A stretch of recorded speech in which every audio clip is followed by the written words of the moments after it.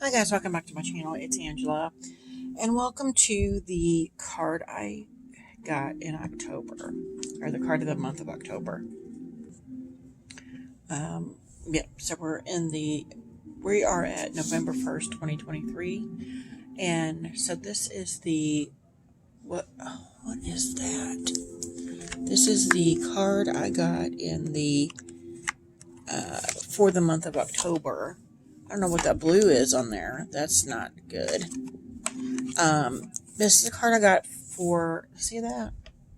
Awful. I don't know what that is. Wait. Oh, maybe part of the card. Okay. It just looks weird. Yeah, because I can start seeing other spots. I was like, Anyway, um, if you're just tuning in, I always do a year ahead spread in January 1st or December 31st of the year before for the year ahead.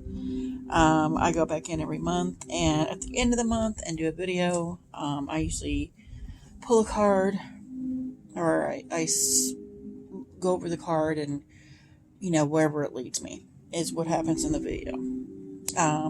This year, I've been doing it differently every year, slightly different.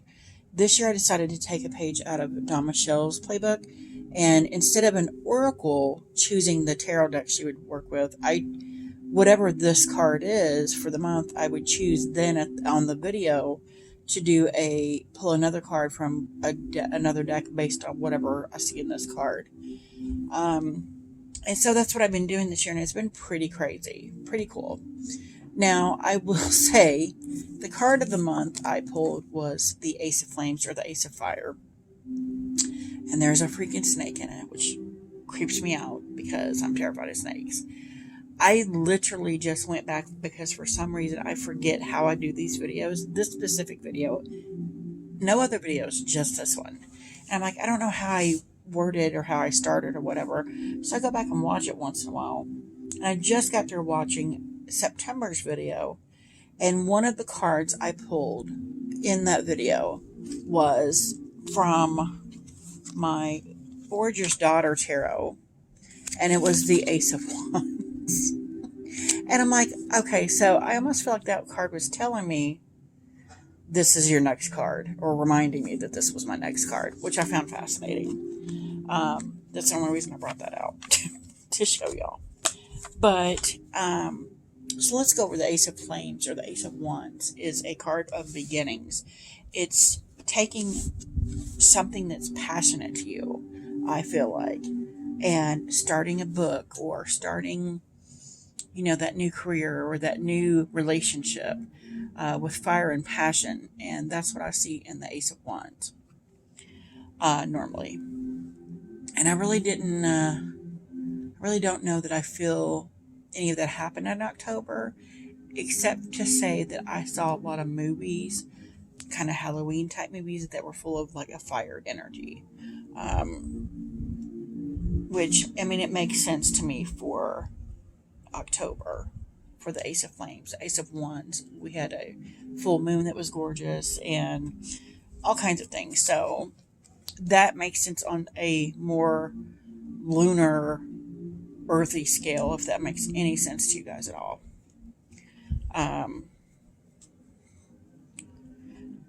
I did have a couple things that I did that I don't normally do that I was almost going to cancel because I'm such a hermit, and then I decided to do it and had lots of fun interacting with other people, other YouTubers, other things happening. And so it really helped me step out of my comfort zone in that way, which again to me speaks to it being the Ace of Wands. And then we've got the Stolen Child Tarot book by Monica L. Knight in here. I wanted to just read what it says for this card in here, if I can find it. Three of Flame, Ace of Flame. So it gives you information on the flame itself. The flame suit deals with the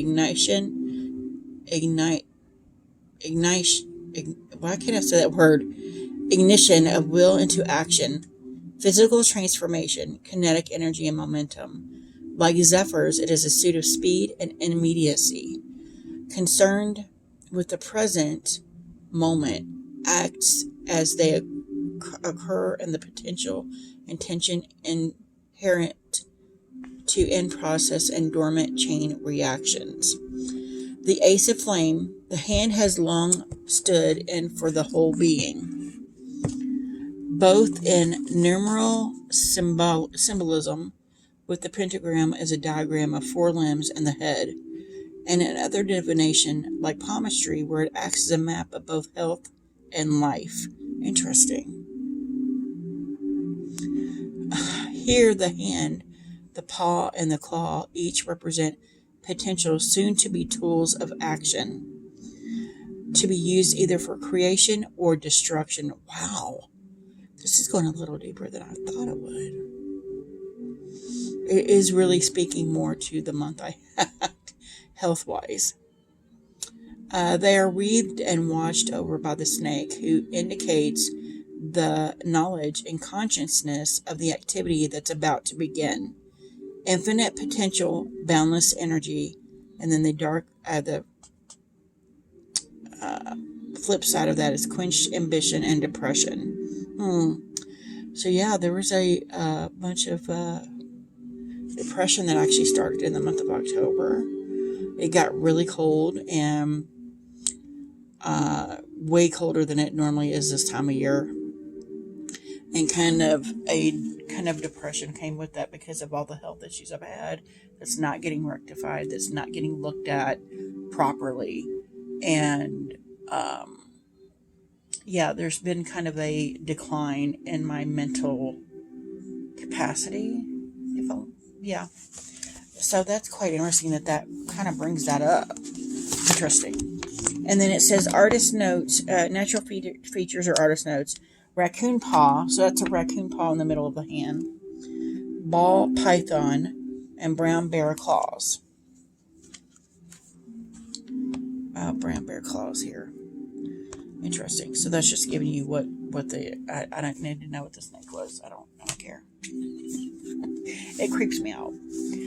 So when I saw this, because like I said, because I watched Michelle do a lot of pairs and how she does spreads and all that.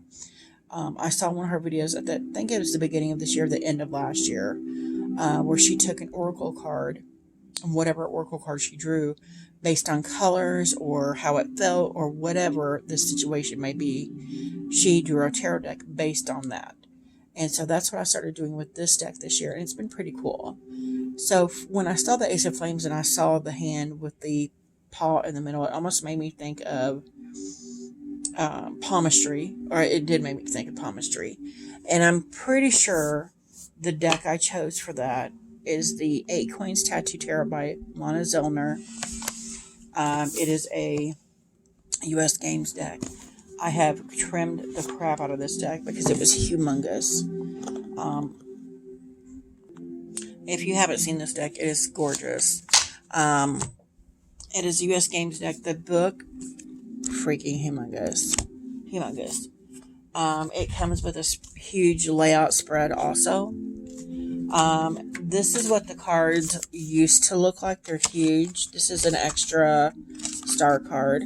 I trimmed them down way smaller than I needed to. So I cut off a lot of imagery on the sides. So they're way smaller. They're probably the size of a Tech Box Low Scare Barrel, maybe a tad smaller now. They're way smaller than they used to be. These are the backs now. I have edged it in black. This deck is stunning. I love the bright colors in it. That kind of reminds me of that too. It is a beautiful, beautiful deck. And I'm trying to find that card that made me think of it. I love this Six of Swords. Love it. But they had huge white borders. I'm like, why would you tamper this beautiful artwork down with humongous, I mean, they were at least half-inch thick white borders. I love this Hierophant too. And this was my first trim job ever, so it's very wonky, if that's a word. Yeah, this is the card, the Magician, that made me think I need to pair these two together. Plus, they have a lot of similar coloring. And the Tattoo Tarot is just a little bit brighter, which helps kind of tone down, because all I can see in this card is a stupid snake. It's out there. So what we're going to do is pull a card from the Tattoo Tarot, 8 Coins Tattoo Tarot, to wrap up the month or give us any more insight on the month of October that we just departed. I was actually going to do this because when I saw the video I just watched and realized I had pulled the Ace of Wands in that video and I set it next to it, I wanted to kind of do like a card to go here to what's coming in for November and then what's leaving in November. Or what do I need to let go of about October? Yeah, let's do that. What do I need to let go of for release from October? What do I need to release from October? We got the King of Swords. And what can I expect coming into November? What can I look forward to in coming into November? And we got the Two of Pentacles. So balance. That looks good. And I do really like these colorings together. Interesting. So the King of Swords, huh? That's what I need to let go of. Oh, I pulled him a lot lately. And it's almost about the Swords is all about the mind. And I always, for some reason, when I see the King of Swords, I picture this sweet, beautiful King of Swords in my light seers. He seems very well balanced. He's on the mountaintop with all the animals. His hair's blowing in the wind. He has beautiful mountains all around him, and he feels very much the very picture of balance. However, this King of Swords does not look like that. This King of Swords is like, you know what? You need to get your stuff together. You need to not be so rigid in your thinking. Be open to the possibilities that, and I have a habit of doing that as a Virgo, very rigid in my thinking, very rigid in my mindset. If my mind's made up that something is true, I will chomp on that thing until it's dead. And I think that is fitting for telling me this is what you need to let go of. Leave it in October. We're going into November, where if you get rid of this, you will find balance. And I find that quite fitting. Quite fitting. So I may be, for the rest of the year or in potential further, be doing this way, because this is pretty interesting. And I don't even know, we won't know ever, because if I had just said, hey, what can you tell me about October? If I would have even pulled these. So this makes total sense. And it just seems fitting for October for some reason. Anyway, that is my cards. I'm going to go ahead and read real quick, see what the King of Swords says in the book.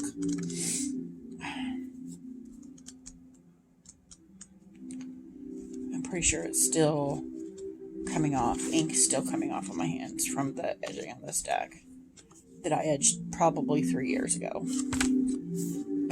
Maybe 4. Queen, I'm almost there. King of Swords is intense, dominant, and often quite serious. And so that fits right in with what I was just saying about rigidity. He demands respect as he has worked hard to get where he is. He expects the same dedication from others. Similar to his queen, he values honesty and integrity. He does not have time or patience for nonsense and dramatic displays of ego. That is totally me. If I feel like you're wasting my time in conversation, I will just leave it. I'm like, no, we're not doing this, and I will walk away. Even if it's somebody just trying to tell me how their day went. I'm like, no. I don't like practical jokes. I don't like, I feel like they're mean. And I married a man that loves practical jokes. I also bred 2 sons with him that love practical jokes. So I'm constantly being the bad guy. So maybe this is telling me you just need to lighten up. But I'm a Virgo. I'm already very serious anyway. I'm very matter of fact. Interesting. So the king stands dominantly looking over his empire, and he does look very dominant here, very, very serious. He quietly plans his next move. His sword stands straight forward, ready to attack if needed. He wears chainmail under his formal wear, as he is always ready for battle, and that is totally me. His crown shows red feathers and a golden butterfly, symbolizing his quest for intellectual development and personal growth. That is also me, even if he is already at the top. Take charge of your domain and continue to grow your empire. You are strong, smart, and capable of anything. Ignore the opinion of those who think you overly focused and dry. You know what makes you tick, and you enjoy the battles you fight. Interesting. That is quite fitting. Wow. And then if you look, the borders that was on these cards actually showed in the corner what card was made when. And this is actually card number 76 that was drawn. So I found that interesting. That's the year I was born also. 76. Crazy. Okay, so now number two of Pentacles. And I hope I don't run out of time before I find it. Pentacles, of course they're going to make them last. I love this card too. I love the Two of Pentacles normally in a deck. I have quite a few decks that I love the Two of Pentacles in. The Two of Pentacles reminds us to enjoy living in the moment. Often the process of achieving your goal can be just as satisfying as winning the prize at the end. A dancer balances two golden pentacles over her head. She twirls on one toe and appears to be loving the challenge of holding the glowing orbs up in the air. She wears a big floral hat and smiles as she balances in this challenging pose. Blue waves of water rise up behind her, symbolizing the easy flowing energy she is riding on. You've got a lot going on for you right now, and you're balancing it all wonderfully. Things are flowing smoothly, you're managing your time well, and you are enjoying the journey. Life's not always about checking things off the list. Calling me out. Finishing the race and moving on to the next item. Sometimes you just need to breathe and enjoy the dance. Wow. So that is quite fitting. And see, every time I've done this, like Don Michelle did, it's floored me. I'm just going to keep doing that because clearly this is the deck meant to pull with this card. That's quite interesting. It really speaks to that Ace of Wands energy. This was fun. If you guys have any questions, comments, concerns, don't hesitate to comment below. If you like this video, give me a thumbs up. If you want to see more, please subscribe. And don't forget to hit that notification button. And that's it. That was my card of the month, the Ace of Flame or Ace of Wands. And I will see you guys in the next video. Bye.